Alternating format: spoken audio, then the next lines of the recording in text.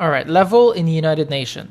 This is a bit tricky for me to explain, and I'll tell you why. It's because there's a lot of them, and they're a bit, fluid, meaning that all 26 different organizations have different levels depending on the type of business they're running, the type of field work they're doing, and also it's also fluid in the time frame, meaning that if they have the Ebola situation, by example, right now, and they're hiring people, maybe they're gonna create a F1 or F5 jobs, which is field work.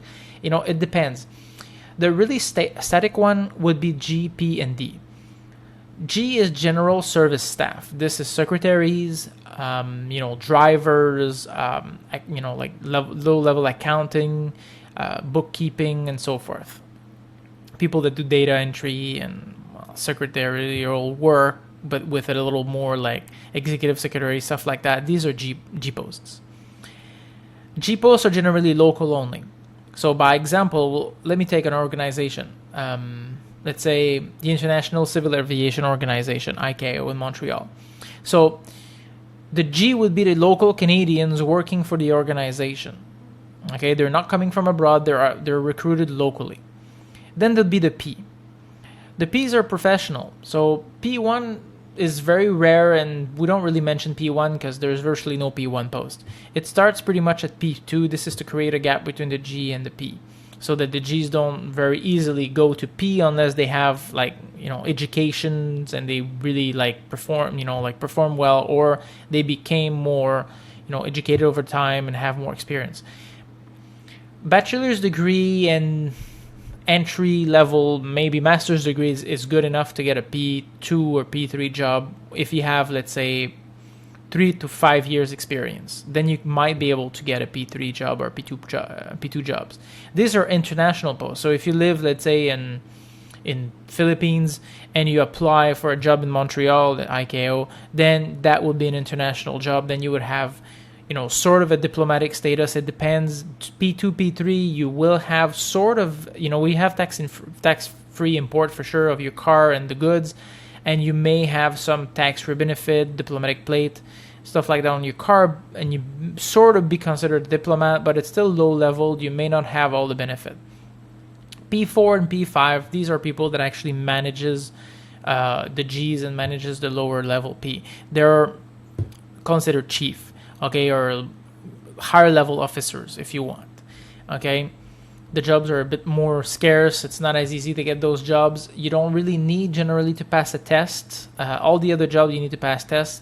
The P4 and P5 generally they don't do tests. They will do competency interviews in person. They will fly you in the country and they'll give you an interview.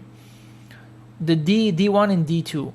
Now these are director level. So there will be, let's say, in an organization like ICAO, by example, they might be 500 G's, 100 P, and 5 D's. Okay, so each section would have a P5 at the helm, and the chief of the entire section, totally, like finance, by example, where you have 100 staff, that would be the D.